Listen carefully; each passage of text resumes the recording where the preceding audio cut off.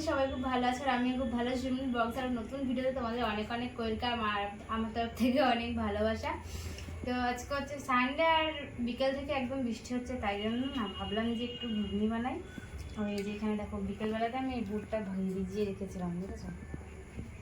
এই বুটটা ভিজিয়ে রেখেছিলাম, এখন এই বুটটা আমি এই প্রেশার কুকারের মধ্যে দেবো, দিয়ে এখন সেদ্ধ বসাবো। আর সঙ্গে ঘুগনিটা কিন্তু আমি শুধু শুধু বানাচ্ছি না, এর সাথে আমি খাসির চর্বি দেবো। খাসির চর্বি দিয়ে আজকে ঘুগনিটা হবে। তো আমি আগে বুটটা সেদ্ধ বসাই, তারপরে মশলাটা করবো। এদিকে দেখো মশলার জন্য কী কী নিয়েছি।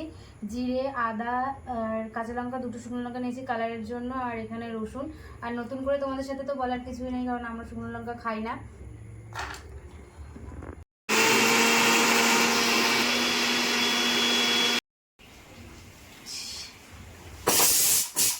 ছটা সিটি দিয়েছি।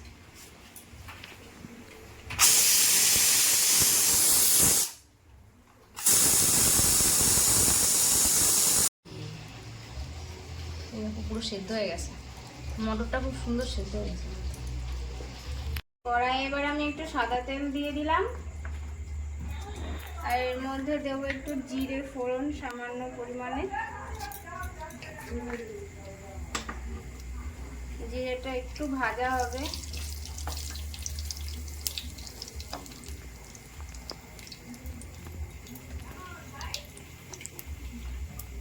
জিরেটা একটু ভাজা ভাজা হয়ে গেছে। এর মধ্যে দুটো শুকনো লঙ্কা তেজপাতা দিয়ে দিলাম।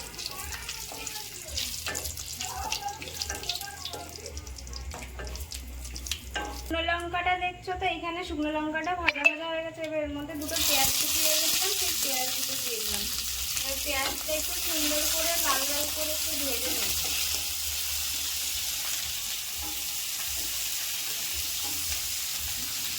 পেঁয়াজটা একটু ভাজা হোক, ভাজা হয়ে গেছে। এবার যে মশলাটা আমি করে রেখেছিলাম সেই মশলাটার মধ্যে দিয়ে দেব।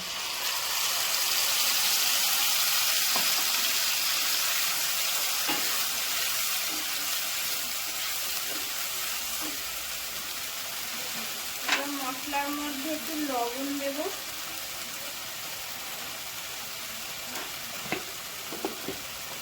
আর একটু হলুদ দেব সামান্য করে।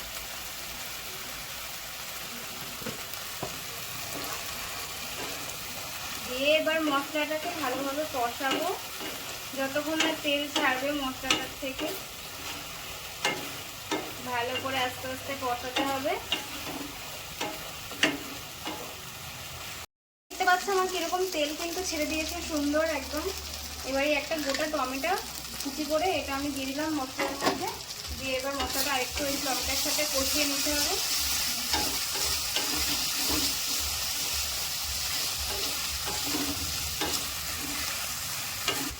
আর এর মধ্যে না, এই মশলার মধ্যে আমি একটু অল্প করে চিনি দেবো যাতে কালারটা একটু সুন্দর আসে, সেই জন্য।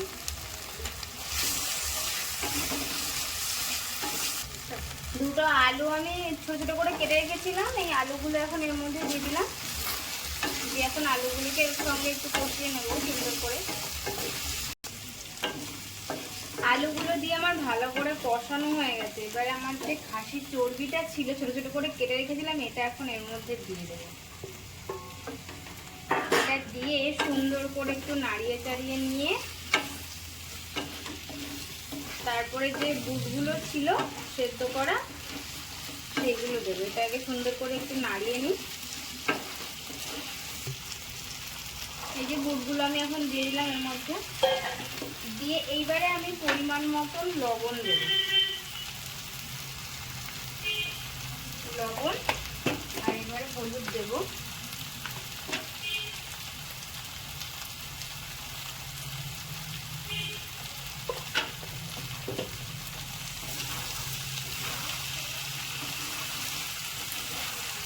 এবার কিন্তু একটু অল্প আঁচে সুন্দর করে নেড়ে নেড়ে একটু কষিয়ে নিতে হবে।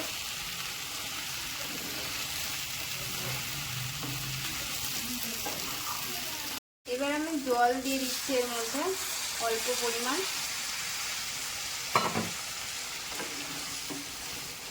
বেশি দেবো না, অল্প করেই দেবো।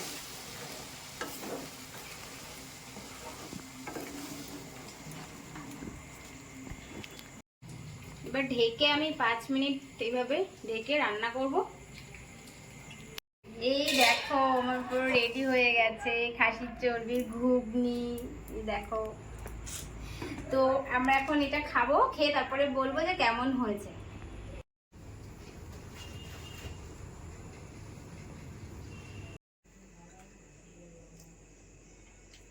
ঘুগনিটা খেতে সেই হয়েছে, বলো হয়েছে কিনা ভালো?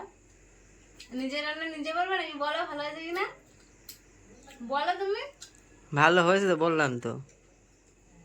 এবার এমন ভাবে বলছো যে আমি তোমার জোর করে বলাচ্ছি। না ভালো হয়েছে। তো যাই হোক, সত্যি কথা বলতে নিজে রান্না করছো বলে বলছি না, ঘুগনিটা খেতে কিন্তু খুব সুন্দর হয়েছে। তো আর বেশি কথা বলবো না, কারণ ঘুগনিটা আমি এখন খাবো। তো ভিডিওটা আমি এখানে শেষ করলাম। ভিডিওটা ভালো লাগে লাইক কমেন্ট শেয়ার করে দেখা হচ্ছে নেক্সট ভিডিওতে। তখন সবাই ভালো থেকো, সুস্থ থেকো, টাটা।